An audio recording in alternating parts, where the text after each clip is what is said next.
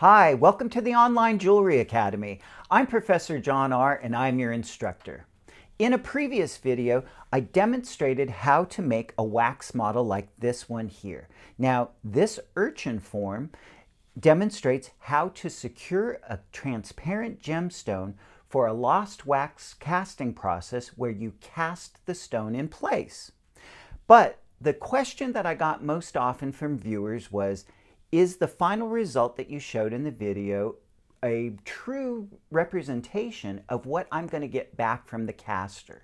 Well, the answer is no, but don't just take my word for it. You might want to check out our video on professional lost wax casting from start to finish, where we take you on a virtual tour of Monte Cristo Trade Corp in Los Angeles. And you'll see that the castings, when they're done, they come out sort of a chalky white. And once they've been tumbled or polished, they're a bright silver color like you normally expect. What I didn't show you in that video was that I had applied liver of sulfur to the piece, this piece right here, in order to darken it so that I could create a more dramatic effect. I thought that the darkness of the metal would help to make the stone stand out. But what I realized later was that I could achieve even more dramatic effect if I removed a little bit of the oxidation from the ends of these little tendrils in order to draw your eye to that center stone. Now, how did I do it?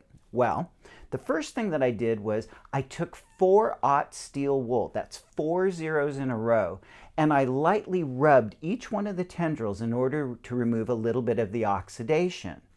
I followed that up with the use of a needle file where I went in and carefully filed the tops of several of the ends, actually all of the ends, in order to give them a bright, shiny surface. And as you can see, this creates a beautiful ombre effect where we go from a very bright exterior to a very dark, dark base that suddenly bursts out with a brilliant stone. Because I love drama. If you got some drama, okay, so I hope you enjoyed this tip.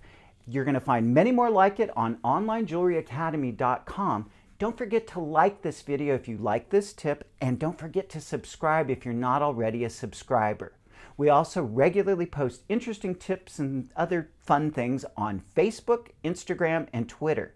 And if you'd like to support the production of future Online Jewelry Academy videos, you can do so through a contribution through patreon.com.